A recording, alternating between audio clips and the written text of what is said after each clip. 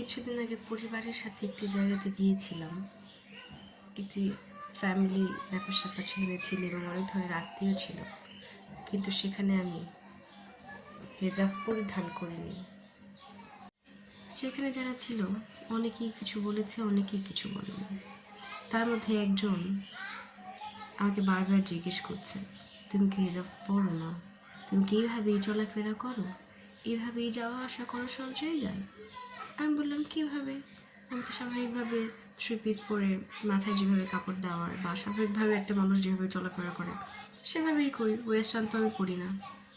তখন আমাকে সে বলল, আমার মেয়েরা ছোট্টবেলা থেকে হিজাব পরে, ছোট্টবেলা, এত ছোটবেলায় যখন তারা আমার পেটে ছিল, পেটে তখন থেকে।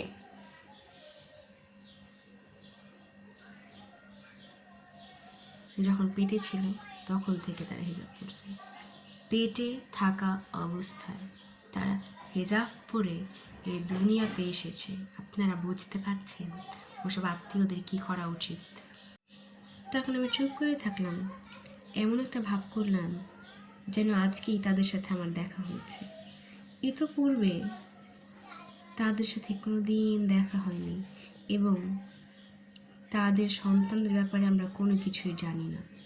এমন একটা ভাবি আমি করে চুপ করে থাকলাম।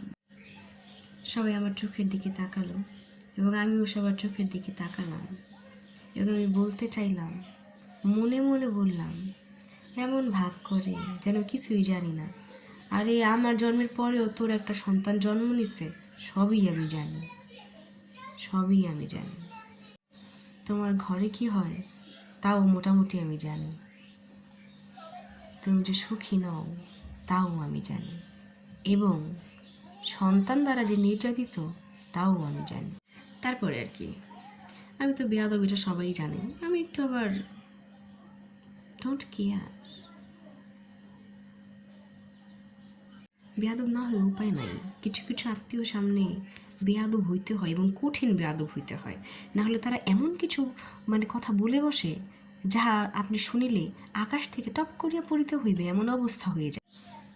আমি আবার সত্য বলতে দ্বিধাবোধ করি না, তাতে সে আমাকে বেয়াদবি বলুক অথবা অন্য কিছু, মন চায় বলে ফেলি এবং আমি তাহাকে একটি কথা বলিয়াও ফেলেছি।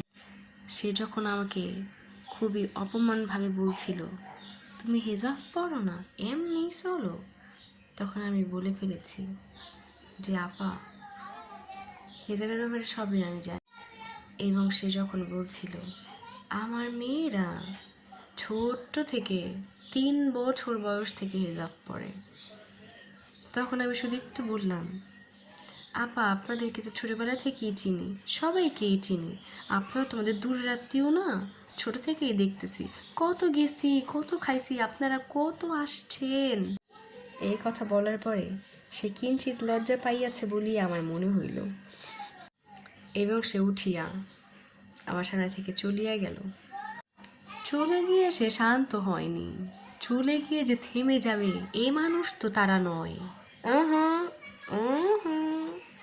ও পাশে গিয়ে আমার মাকে বলে যে, খালা, আপনার মেয়ে সারাদিন খালি ফোনই চাপে, ওর কি কোনো কাজ নাই? তখন আমার মার কথাটা শুনে আমার কলিজাটা ঠান্ডা হয়ে গেছে। আমার মা বলে, কি বলিস তুই? সব কিছু ও করে, সব ও সামলায়, ওর কাজ নাই মানে? ও যদি একটু সাথে ফোন চাপে চাপুক, ও না থাকলে আমার কি হইতো? আমি যেহেতু অসুস্থ, রান্না বান্না খাওয়া দাওয়া পুরো একটা সংসার ও সামলাচ্ছে, ও কিছু করে না মানে? নিজের পড়াশোনা থেকে শুরু করে সব কিছু ও সামলায়। আমার মা যে আমার পক্ষে এমনভাবে দেবে আমি ভাবি নাই।